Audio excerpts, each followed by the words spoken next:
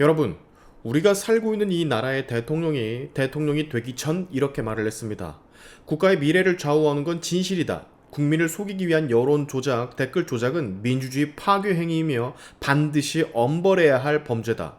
그는 후보 시절에 여론 조작, 선동, 댓글 조작에 대해서 단호한 입장을 여러 차례 밝혔습니다. 그런데 지금 그가 행안부 장관으로 지명하려는 인물이 누군 줄 아십니까? 바로 댓글 조작의 상징, 드루킹 그 자체 김경수 전 경남지사입니다. 이재명 대통령은 후보 시절부터 가짜뉴스 댓글 조작, 여론 왜곡에 대해서 줄곧 경계 발언을 쏟아냈습니다. 특히 민주주의를 흔드는 범죄, 국민의 선택을 왜곡하는 행위로서 규정을 하며 대통령이 된다면 엄벌에 처하겠다라 공언을 했죠. 이 발언을 듣고 일부 국민들은 이재명 후보는 공정의 원칙을 지키는 사람이구나 라고 믿었을 텐데 지금 우리는 다시 되묻게 됩니다. 그 약속 진짜 진심이 맞던 거냐고. 김경수, 그는 문재인 정권 당시 친문 핵심이라 불리며 청와대 정무라인, 국회의원, 그리고 경남지사까지 지냈던 인물입니다. 하지만 그보다 더 많은 국민이 이 사람에 대해 기억하는 것은 댓글 조작, 드루킹, 즉 드루킹 댓글 조작 사건의 중심 인물이란 점이죠. 그리고 그 조작의 대가로 징역을 살았고 나온 지 얼마 되지도 않은 인물. 2017년 대선 당시에 드루킹이라는 정치 댓글 조직과 공모를 내 댓글 조작을 통해 여론을 왜곡하고 특정 기사를 유리한 방향으로 추천수, 공감수, 댓글 노출을 인위적으로 조작했습니다. 법원은 김경수에게 책임을 물었고 그는 실형을 살았죠. 당시 대법원의 판결 요지는 피고인 김경수, 드루킹 일당과 공모해 매크로 프로그램을 활용한 여론 조작을 기획 승인했으며 이는 선거에 실질적인 영향을 끼치려고 한 명백한 범죄다 였었습니다. 그는 2023년 출소를 했고 이후 정치적 복귀설이 나왔지만 국민 여론은 싸늘했죠. 왜? 댓글 여론 조작 그 자체인 김경수였으니까.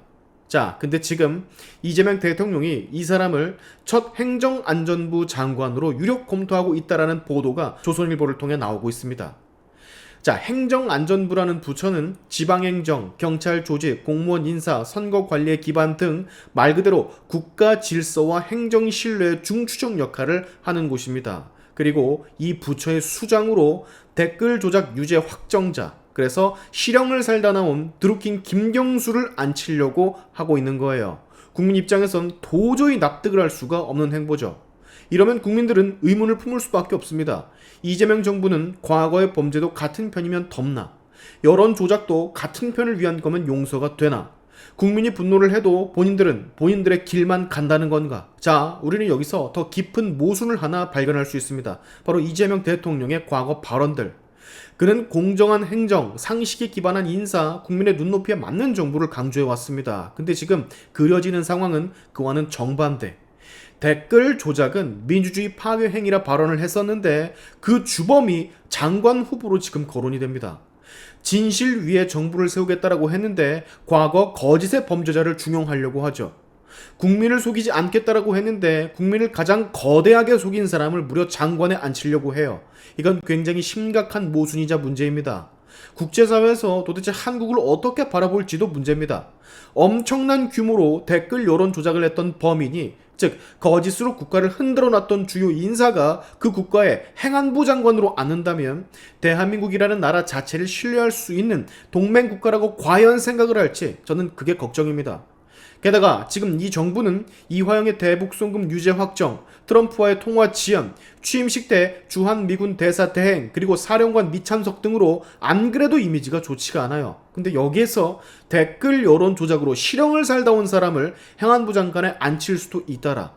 우리 국민들은 이걸 도대체 어떻게 바라봐야 될까요? 후보 유세 때 이재명 당시 후보가 얘기한 댓글 여론 조작한 집단이나 사람들 엄벌에 처해야 되고 민주주의를 위협하는 행위라 정의하는 걸 본 적이 있습니다. 네, 당연합니다. 저 말에 부동의하는 사람은 아마 없을 거예요. 용서받지 못할 행위일 수도 있죠. 단순히 처벌을 받는다로 끝날 문제가 아닌 진짜 민주주의를 훼손하는 행위니까 사실상 공적인 책임이 끝났어도 정치계에선 적어도 발을 들여놔서는 안 된다라고 저는 개인적으로 생각까지 하는데 그렇게 말을 해놓고 김경수를 행안위 장관으로 앉힐 수도 있더라.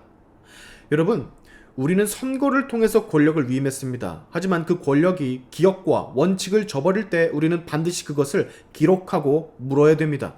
공정이란 무엇인가? 정의란 무엇인가? 그리고 권력은 누구를 위한 것인가?